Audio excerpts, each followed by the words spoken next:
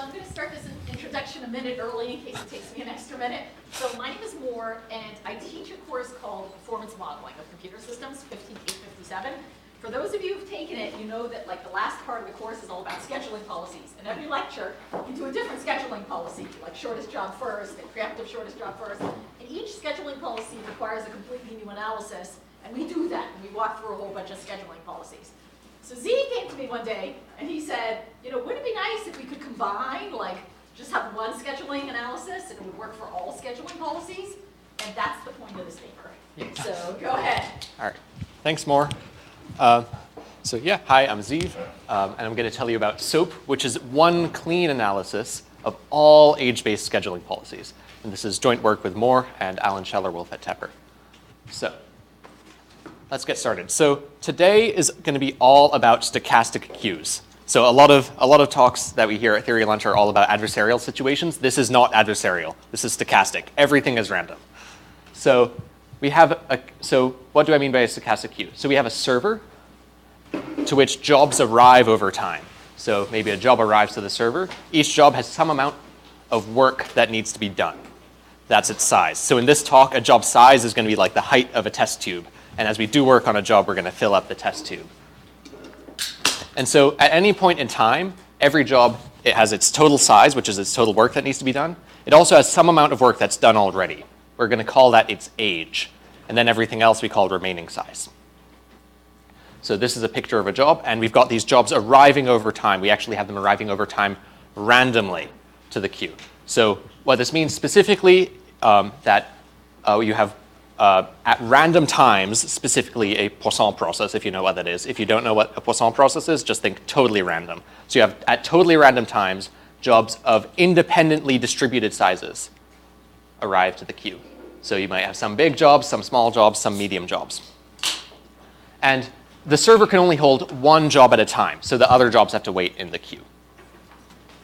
Okay, so we've got all these jobs, only one can fit in the server at a time.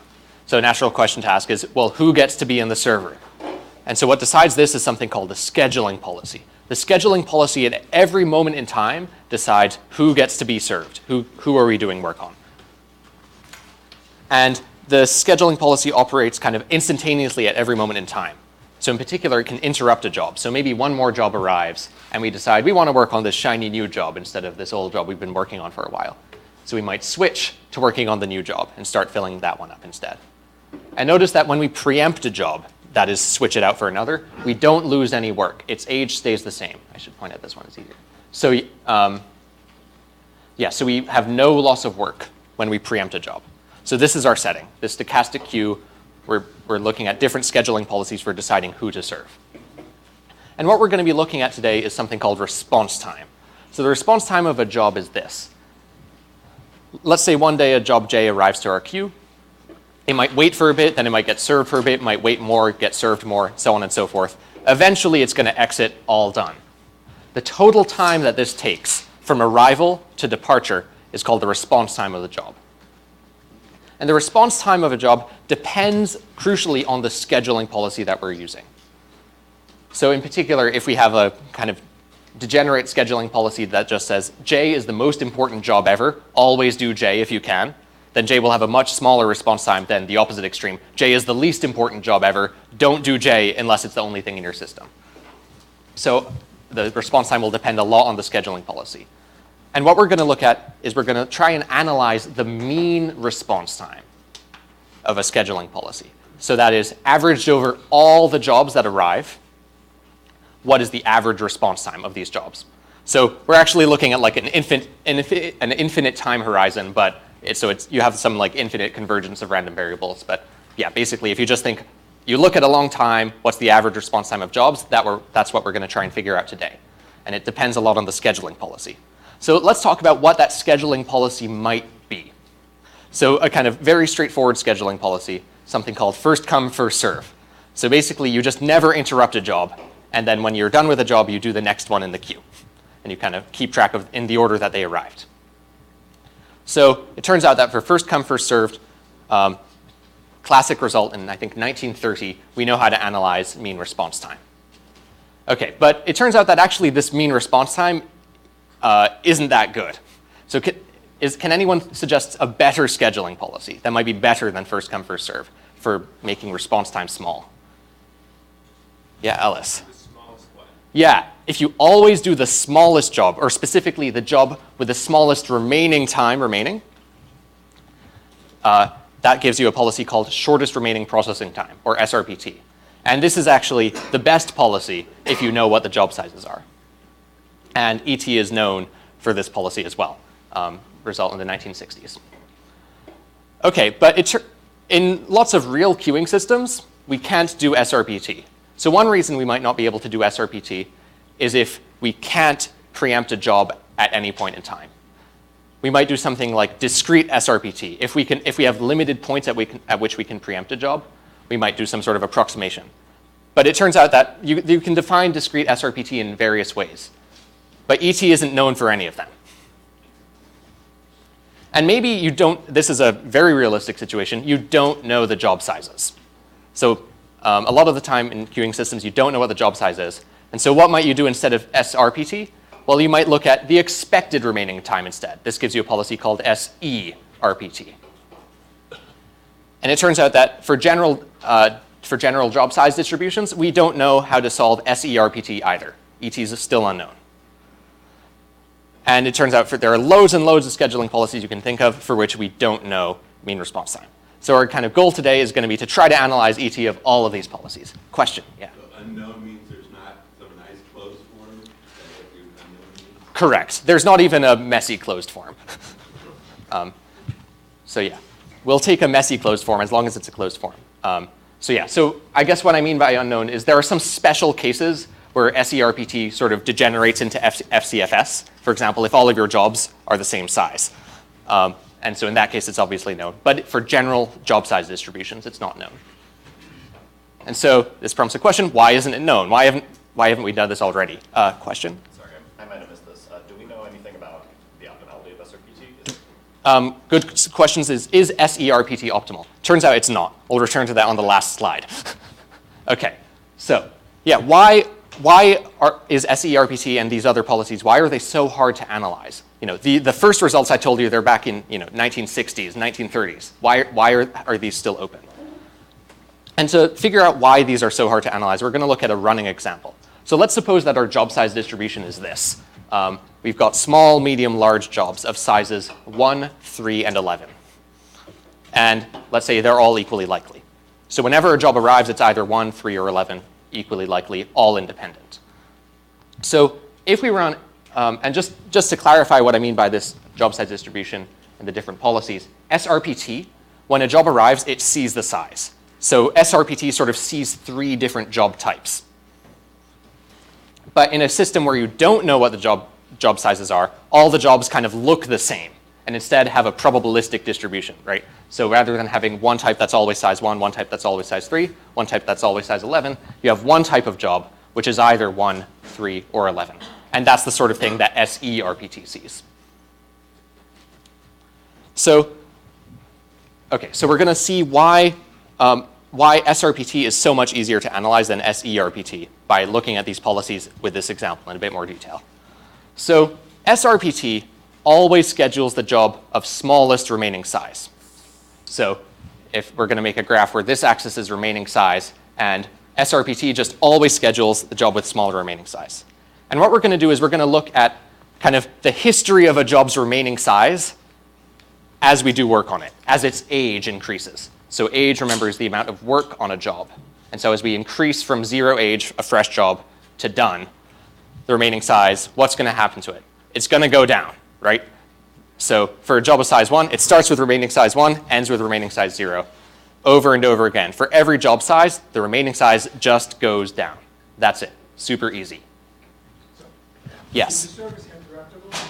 The service is interruptible. So this age, remember, is the work done on this particular job. So this is not the same as absolute system time. So basically, at any moment in time, some job's age is increasing, but the rest of their ages are staying the same. Great question. Other questions before we move on? Yeah. So I guess maybe this is kind of a weird question, but it sort of seems like SRPT sort of achieves its better bounds by prioritizing small jobs and making the large jobs wait a really long time, which for that to be the objective function that you want to minimize, it sort of seems like we're presupposing that like the importance of jobs is linearly proportional to their size or something like that. Yeah, excellent question. So the question is basically, or the observation is that SRPT reduces mean response time by prioritizing small jobs, and you can ask, is that a good idea? That's another question.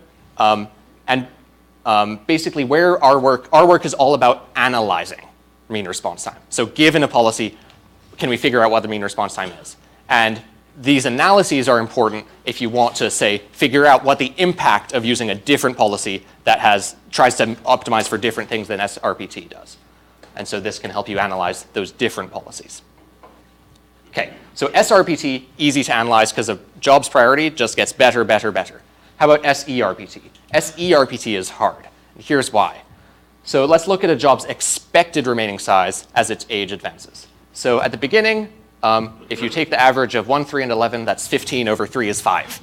Okay, and let's say we work on the job for a little bit. Up to just before age 1, a job's expected remaining size is just a tiny bit more than 4. Okay, now let's suppose we reach age 1. If the job's of size 1, it goes away.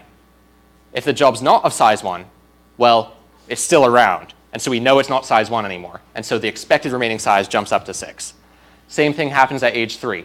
Work, work, work, get down to expected size 4. Learn it's not learn it's not size 3. Oh no, expected remaining size goes up again. And so SERPT, the expected remaining size goes up and down and up and down. And this makes SERPT hard to analyze. So what we're going to do in this talk is we're going to kind of try and look at SRPT and SERPT in kind of from the same perspective through one lens. And so what we've seen is that so far SRPT and SERPT have these scheduling rules that basically say, here's a quantity, whether it's remaining or expected remaining size. And lower is better. And so we're going to say that SRPT and SERPT both have what we're going to call rank functions.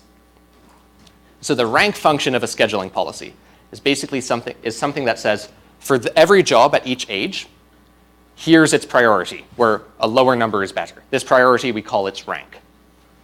And so the rank of a job in SRPT is just its remaining size. A rank of a job in SERPT is its expected remaining size. And it turns out we can actually specify a whole lot of policies using rank functions. So here's another policy that we can specify using a rank function. It's called PSJF, for preemptive shortest job first. And PSJF always does whichever job has the smallest original size. So in SRPT, a job's priority gets better and better and better as you do work on it. What can someone suggest what the rank function looks like for PSJF? I see this sign. Yeah, a job has some original size and it has that original size forever. So PSJF has a really simple rank function. And like for SRPT, different types of jobs will have like a different level, but it'll just be constant with respect to age for all of them. Okay, here's another policy that we can write a rank function for, discrete SRPT. So this is SRPT where you're only allowed to preempt jobs at certain checkpoints. And so what's the rank function going to look like for this? Well, it's going to look sort of like SRPTs going down, except we have to somehow prevent preemption at these checkpoints. So what we're going to do is we're going to say, whenever you're between checkpoints, your rank is 0. So at every checkpoint, your rank is going to be your remaining size. And between checkpoints, your rank is 0. You have the highest possible priority. No one can interrupt you. And so using just this concept of a rank function, we can encode these pretty complicated scheduling policies. So I've already told you that SRPT response time is known. Turns out ET is also known for PSJF. And for SERPT and discrete SRPT, response time is not known. What's the difference between the policies on the right and the policies on the left? The policies on the right? The ones on the right are non-monotonic. The rank goes up and down, up and down. And it turns out there's no policy before this work that we knew how to analyze with a non-monotonic rank function.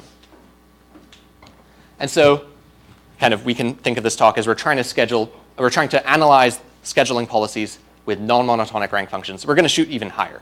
We're going to say, let's suppose that if you can schedule, we're going to we're going to create a general definition for all scheduling policies that we can write rank functions for. We're going to call them SOAP policies. Stands for Schedule Ordered by Age-Based Priority. Not the cleanest acronym. So a SOAP policy is any policy that you can express using a rank function. And just to be super clear about what that means that you can give every job a number, a rank, as a function of age, where lower rank means higher priority in the scheduling policy. So lower is better. And a SOAP policy always schedules the job of minimal rank.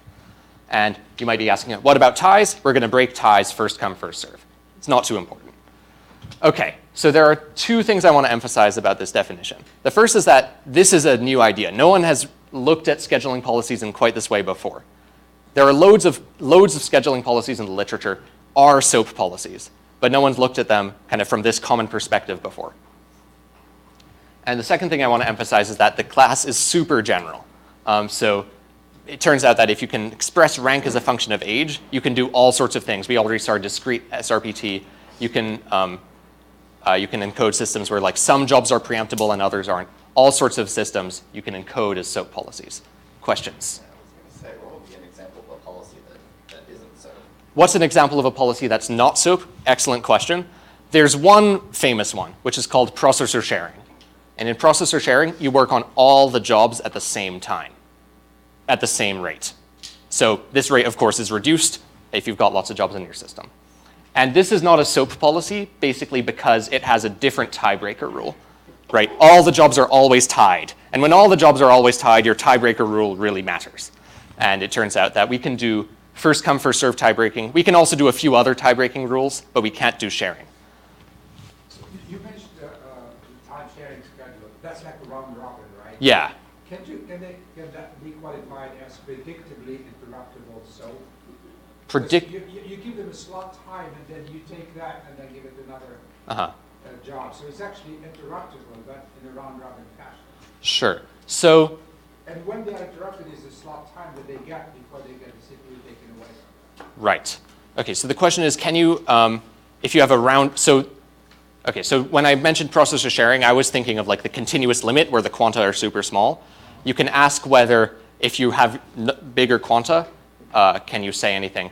And I think the answer is no, but it's a bit less obvious. So you can ask me after. Okay, any other questions about the definition of SOAP policies? Discrete SRPT, aren't they mostly tied typically as well? So yeah, in discrete SRPT, they are mostly tied. Tiebreaker, you said here on the slide, not quite what you said before, right? In the sense that the tiebreaker you're preempting in terms of you're breaking ties in terms of not preempting, or in terms of like literally when they first came? So we're breaking ties in terms of like literally when the job first arrived. So for discrete SRPT, basically the tiebreaker does have some impact. So here's one way to say it. For processor sharing, everybody's always tied. If we take the tiebreaker, first come, first served, that's a totally different policy than processor sharing. And so processor sharing is basically its own strange animal that's analyzed in a totally different way than every SOAP policy. And I guess I can give more detail if you ask me after. I just want to check that discrete SRPT is of this form. Yeah, discrete SRPT is of this form. But it's like not completely obvious because of the tiebreaker. Basically, if you have two jobs of the same size in discrete SRPT, you have to pick one of them, and as soon as you pick one of them, you're not allowed to preempt it. So I guess you could, as long as you break the ties FCFS, it's of this form. If you break the ties LCFS, it's basically the same. Okay, we're going to move on from tiebreakers, but yeah, good question. You can ask me after if you want more details. Okay, so what did we do? We analyzed every SOAP policy. So basically, taking an arbitrary rank function, you use our secret sauce, and you get the mean response time. And so let's go over why this is hard again. So we said that non-monotonic rank functions are hard.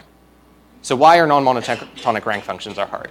So we're going to contrast the monotonic case with the non-monotonic case. In the monotonic case, let's say I'm a job, and I arrive to the system. From my perspective, every other job in the system is either, let's look at SRPT. Every other job is either smaller than me, in which case it will be smaller than me forever, or it's bigger than me, in which case I'll have priority over it, and so it'll be bigger than me forever. So every other job either always or never outranks me. In the non-monotonic case, though, my rank and others' ranks can all go up and down. So whether I outrank my friend or my friend outranks me, that can change. And so basically looking at the current ranks of jobs isn't enough to analyze SERPT. And the traditional analyses are mostly about looking at the current ranks of jobs. And so this doesn't work. So here's what we're going to do. I'm going to outline how we analyze all SOAP policies through two examples. I'm going to start with a known analysis, PSJF, where a job's rank is its original size. Then I'm going to talk about a new policy, SERPT, that we can analyze using our general SOAP method. So let's start with PSJF. So to analyze the response time, mean response time of PSJF, we're going to look at one job's story. We're going to imagine a job arriving to a queue in a random state and figure out what the expected response time of that job is. And this turns out to be the same thing as the response time averaged over all jobs. So we're going to look at one job story for PSJF. So let's say this is our hero job. We're going to call it us or me. So we arrive to a system, and nothing happens to us for a while. There's lots of jobs in the system that get worked on before us. Then finally, we get to be in service. So we get run for a little bit, and we get some work done. And then maybe we get interrupted, and so we stay at age 1 for a while. And then finally, we get in service again and get finished. OK, so this whole time that we sketched out, that's the response time of this hero job.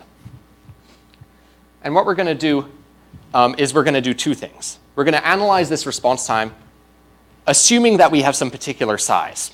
So we're going to suppose we have size x. What does this response time look like? We're then going to recover mean response time at the end by averaging over the possible sizes. So we're going to assume we have size x, and we're going to split response time into two parts, waiting time and residence time. So waiting time is everything that happens. Whoops, I'm so sorry. Waiting time is everything that happens up until the moment when we are first served. So this time pressing the laser button. Waiting time is everything that happens up until we're first served. After we're first served, the rest of the time we call residence time. And we're going to call these Q and R. And so response time is just the sum of waiting and residence times. So in order to analyze the waiting and residence time, we're going to look at the system from our tagged jobs perspective, this guy's perspective. So let's ask, what does this job see? Well, this job outranks a bunch of other jobs. So it kind of has a transformed perspective on the system. So the way Moore likes to explain it in her book is that the job is wearing transformer glasses that only show the jobs that outrank it. So let's put on the transformer glasses. And we see that the big jobs disappear. We can only see the small jobs. So whenever in the rest of the talk I'm talking about the work-in system, I'm really going to be talking about the transformed work-in system, where I'm wearing the transformer glasses and filtering out the guys that I'm better than. OK, so let's look at residence time. And so we're going to ask, OK, what does the transformed system look like throughout residence time? Well, at the very beginning, I'm in service. That means that there's nobody who outranks me. So that means that I must be alone in the transformed system. There might be guys bigger than me, but I don't see them. So at the beginning of residence time, it's just me in the transformed system. How about at the end of residence time, right after I leave? Well, right when I leave, I was also in service, so I must have been the best choice. I didn't see anyone else in the system. So it must have also been just me right before I left. So after I leave, the system's empty. In the transformed system, that is. OK, so it seems like, all right, it goes from just me to totally empty. So this seems easy. The residence time should just be my size. But of course, I can get interrupted, right? A new job of size less than x might come in. And so residence time is what we call a busy period. So I start with some amount of work, which is my size x. And then I basically do that work, do that work, do that work. And whenever a new arrival comes in, I switch to that new arrival and do that instead. But I will always return eventually to my work. And as long as the system is stable, which we're kind of assuming throughout this whole talk, this will eventually finish. And this is actually something that is easy to analyze using standard queuing theory. So by looking at this transformed busy period, that is busy period while wearing the transformer glasses, Basically, because things are nice and independent and Poisson, this is easy to analyze. So we know how to analyze residence time. I'm not going to show the formulas because the formulas are messy and don't actually help us, but these are the ideas. OK, let's move on to waiting time. So waiting time, again, we're going to ask the same question. What does the transform system look like? So at the beginning, well, there's a whole lot of stuff in the transform system. I just arrived, and there's a whole bunch of other jobs as well. At the end of waiting time, as we just said on the previous slide, it's only me in the transform system. So what's the difference between the beginning and the end? It's all these other jobs. And so all these other jobs, what do I see when I walk into the system? I see a random queue state. So the total work of all those other jobs combined is a variable I'm going to call W. And W is going to stand for the steady state distribution of this work. And so waiting time is, again, going to be a busy period, because I'm going to start with this chunk of work, and I'm going to whittle away at that chunk of work. New things might arrive that are better than me, and so I'm going to have to do those as well. But this waiting time is going to be a busy period started by that chunk of work, W. And I told you that busy periods are easy to analyze. Turns out that this steady state distribution is also easy to analyze using standard queuing theory. So this allows us to analyze waiting time. So by stitching together the residence time and waiting time analysis, we solve PSJF. Let's move on to SERPT. So SERPT, we're going to take the same strategy. We're going to look at one job story. We're going to split it up into waiting and residence time. But we run into two big obstacles because the rank is non-monotonic. The first big obstacle is that my rank goes up and down. Because my rank goes up and down, that's going to mess up our residence time analysis. And because other jobs' ranks can also go up and down, that's going to mess up our waiting time analysis. So we're going to need two insights, one for each of these problems. And after kind of applying those two insights, we're going to be able to solve SERPT. And those two insights are kind of the main technical contribution of our paper. OK, let's take a look at residence time. So we're a job of size X. Whoops, excuse me. We're a job of size X. We're looking at residence time, which is all the time from my first service until the end. And I'm going to ask, what does the transform system look like? And again, I'm going to answer, at the beginning, it's just me. And at the end, system's empty. Seems like there's no problem. The issue is that I'm not always interrupted by arriving jobs. When I reach age 1, my rank might jump up. And I might not be I'm probably not switching to a new job. I'm probably switching to a job that was already in the system back in the day before my residence time. And so what this means is that the residence time is not just a busy period. I've also got these old jobs creeping around. So just to be very concrete about how this happens, let's take a look at the rank function, our rank function over age. So we're a job of size 3, let's say. And at the beginning, we have rank 5. As we do work, our rank goes down, down, down to 4. And then we learn that we're not size 1, and so our rank jumps up to 6.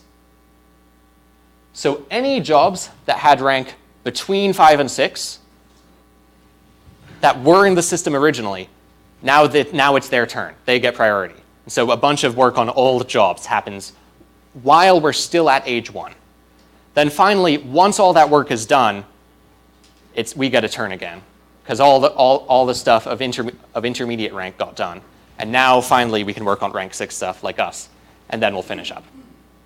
OK, so remember that the issue with residence time is that we've got this old work kind of interrupting our residence time. And why did that old work interrupt our residence time? It's because our rank jumped up. So how are we going to avoid this interruption? We're going to avoid the interruption by not having our rank jump up. Here's what we're going to do. SOAP insight number 1. It's called the Pessimism Principle. Basically, always be as pessimistic as possible. You're going to always replace your own rank with your worst future rank. for the purposes of analysis. So basically, if one day my rank will be really bad, I know when my rank gets really bad, a bunch of stuff is going to have priority over me. So I'm just going to pretend it has priority over me already. That's the pessimism principle. Let's see how it helps the situation. So we're going to replace our rank with our worst future rank. So that's going to kind of raise our effective rank for the first second of age. So are you switching to bounding the mean response time now, or are you still going to compute it exactly? Excellent question. So it seems like, we're just going to get an upper bound on mean response time because we're making our rank worse. So just to clarify two things. First, we're only going to adjust our rank. Everyone else's rank is going to stay the same. But we're going to adjust our own rank. And so it seems like, if we make our own rank worse, that should make our response time bigger. It seems like it.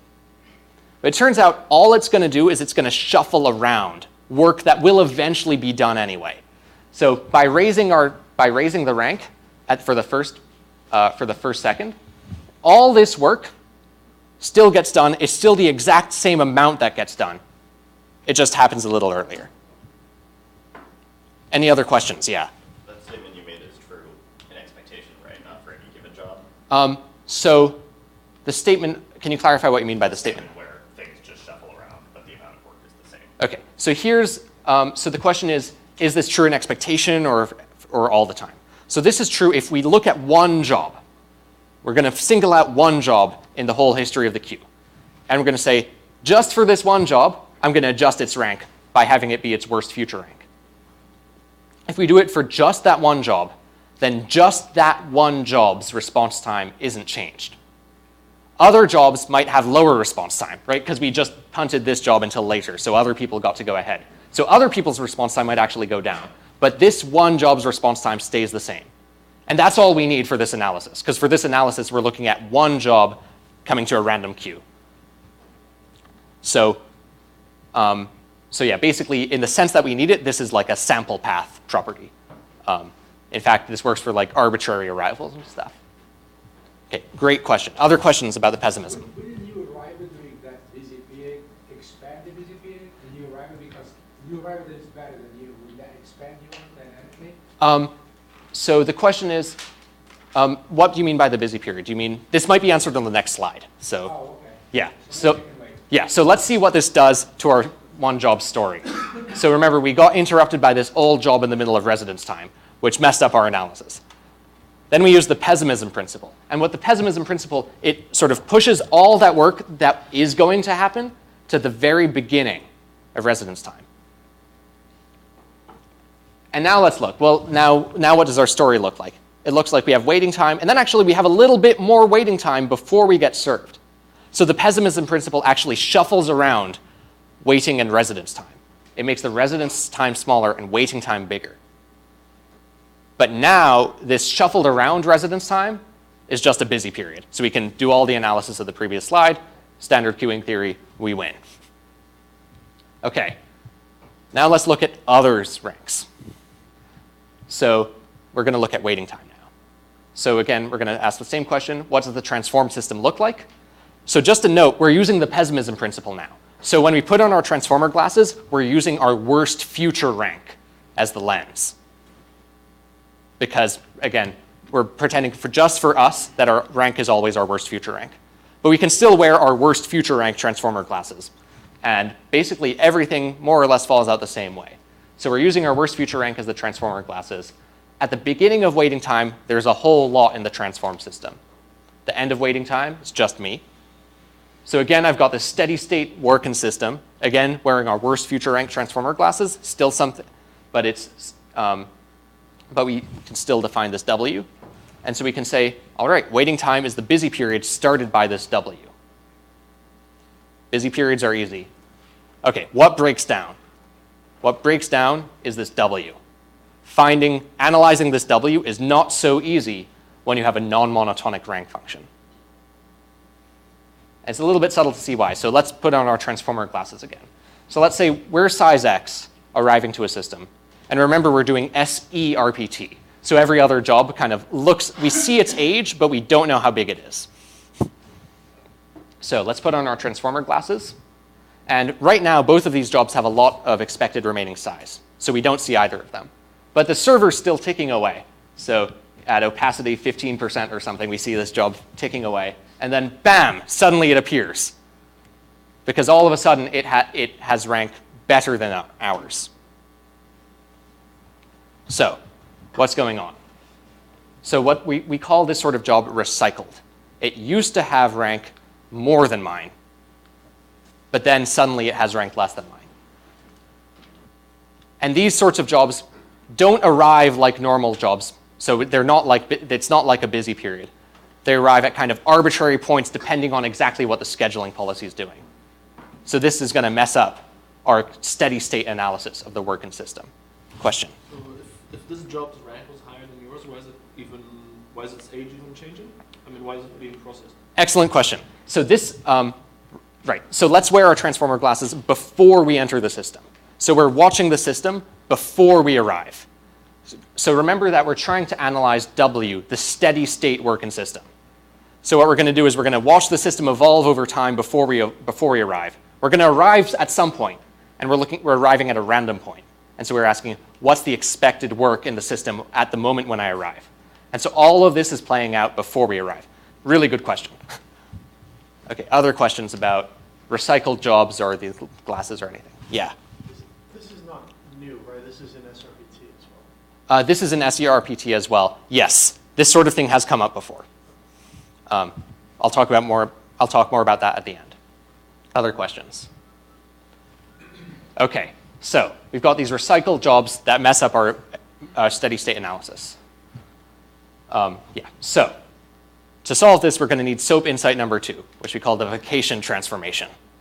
Here's what the vacation transformation says. It says, whenever, for the purposes of analysis, we're going to replace all of these recycled jobs with something called server vacations. A server vacation is more or less what it sounds like. The server just doesn't do anything for a certain amount of time. So even if a new job arrives during a vacation, the server's just going to chill until the end of the vacation. And then it's only going to start working again after that, just like a human vacation. Okay, so let's see what the vacation transformation does. We're going to look at this graph, which is not a rank function. It's a different type of graph. This is a graph of the work in system with respect to time. So we're kind of watching the system, and over time, job arrives, some work gets done, another job arrives, more work gets done, and so on and so forth. And we're trying to find the expected work in system, which is like the average height of this blue line. Okay, so there are kind of 2 types of arrivals that we've said. There are arrivals, just jobs arriving to the system, and then there are jobs suddenly getting recycled and suddenly being visible. So, question for the audience. When can a job be recycled in terms of this picture?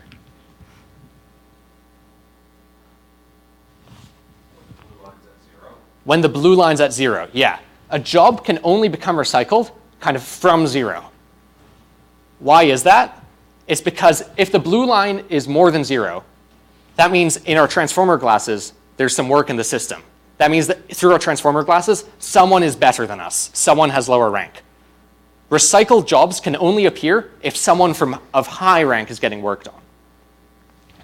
So what this means is that these recycled jobs only show up as blips at the beginning of these blue periods.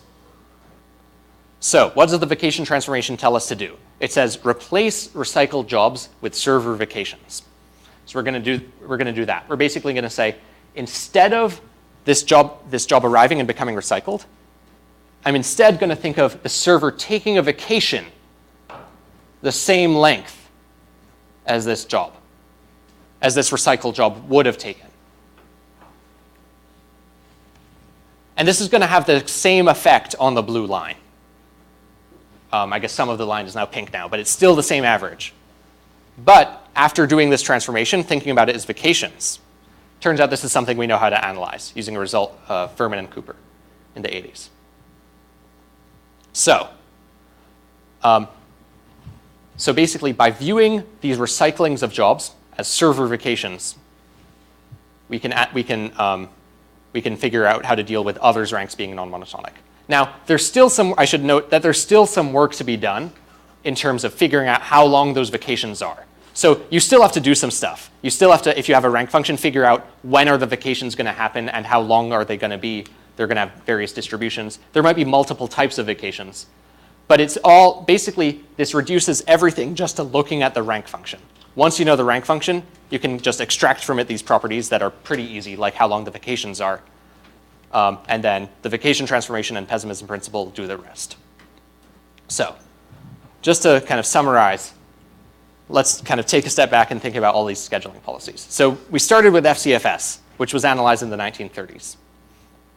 And in the 60s, there was kind of a flurry of papers on several different scheduling algorithms, like PSJF and SRPT, and also another algorithm called FB, or foreground background.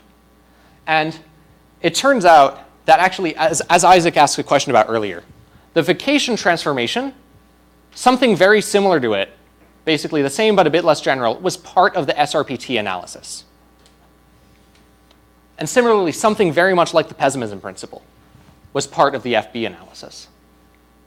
Now, SRPT and FB both have very simple rank functions. SRPT's just goes down. Turns out FB's just goes up, the other way around. So basically, in these very simple cases, people had the same idea and used it, but never really brought it beyond these simple cases. And as such, no one really saw all of these scheduling analyses as kind of being under the same umbrella. And so what we did in this talk is we basically said, let's try and view them all under the same umbrella, SOAP.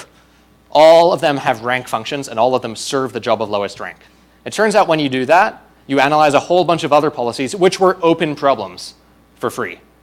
And these are important policies. There are many real systems where you don't know the job size. Someone asked about what's the Daniel asked about the optimality of SERPT. Turns out SERPT is not optimal, but the thing that is optimal, something called the Gittins index policy, is also a SOAP policy. And so this SOAP analysis analyzed the optimal policy for unknown job sizes, which wasn't known before. So basically, I think overall lesson, trying to take a step back and view previous things under one lens was really helpful for us. So yeah, that's SOAP. I'm happy to take questions. Thank you.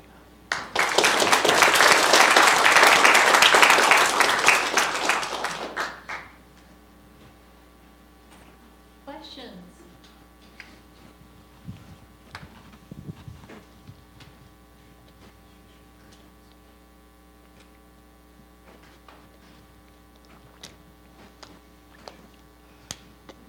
Yeah, Charlie. So naive question. Did you just solve all of queuing theory, or is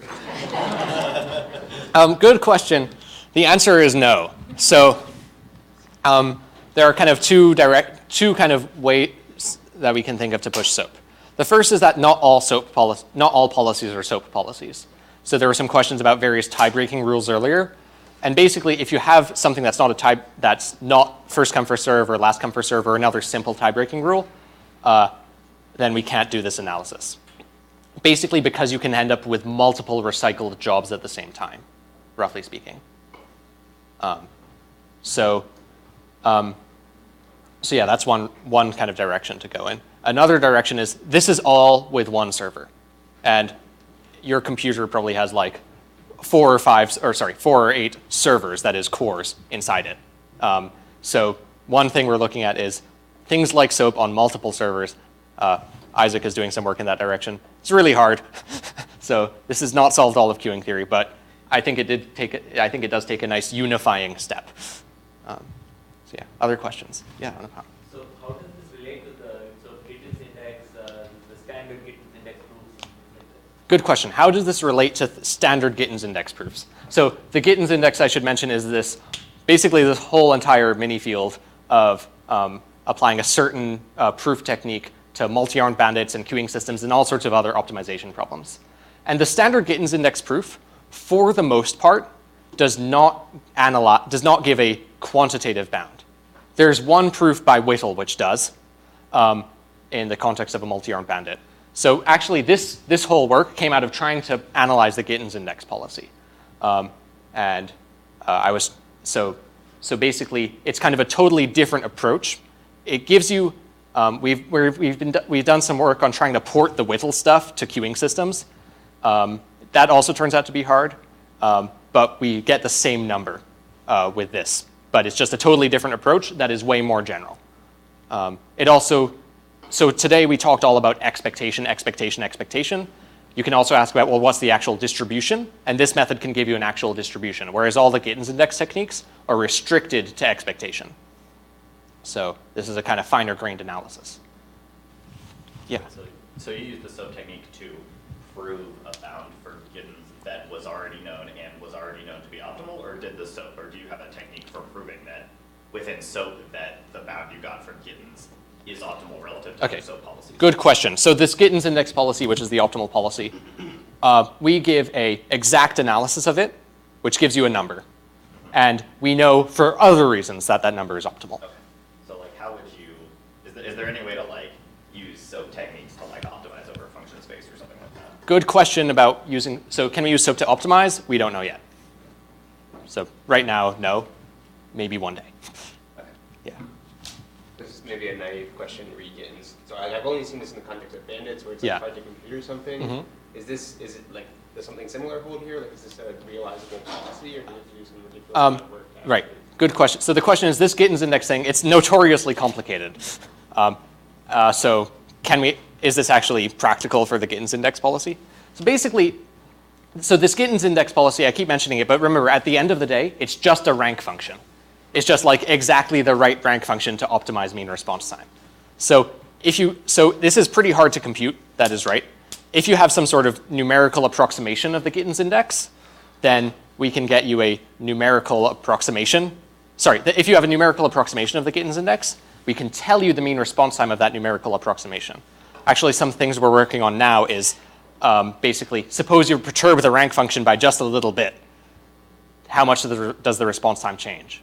And so maybe one day we'll be able to tell you, hey, if you run your Gittins index thinking until some factor of epsilon, then you're going to get within a factor of like, I don't know, square root epsilon of the mean right response time. So good question. Do you get some kind of general closed formula out of doing this analysis? I'm curious like what it would look like, or what features of the rank function. Cool. So the question is about a general closed formula. And the answer is yes, we do get one. If you're very curious, I can write it for you after. Basically, the general closed formula is in terms of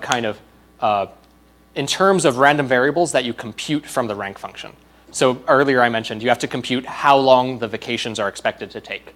So that's something you get by like looking at the rank function and kind of looking, oh, it dips down like this and then goes back up again. So this is a vacation. So you have to do some computation like that from the rank function. Yeah, I guess you could say it's a closed form. You could say it's an algorithm for computing it as well. But that's the sort of thing we get at the end of the day. And it reduces, it sort of reduces directly to the known formulas for PSJF, SRPT, and so on.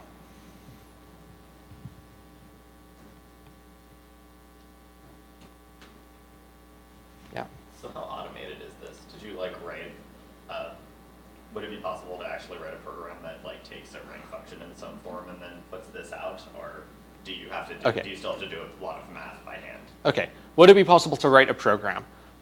So basically the main thing you have to do the SOAP analysis is intersect a line with a function. So if you have a sufficiently easy function, then this is easy. You also have to take an expectation over doing that a bunch sometimes. So it's like, it's not totally automated, but basically we reduced it so sort of if you can figure out the complexity of your rank function, then you can use SOAP. So yeah. What's the convergence rate for actually getting to the bounds of the compute that kind of hold for infinite horizon? Okay, so what's the convergence rate for the bounds? So, right, so we're looking at here in this analysis, we're looking at like a steady state system. I don't really know the rate at which a system converges to the steady state. An alternative view is that if you look at the time from one time when the system's totally empty to the next time the system's totally empty, the average response time of jobs in that period is kind of representative. And so if you look at the average of those, the expected average of those is the ET we just analyzed. I don't really know much about the convergence rate. Yeah.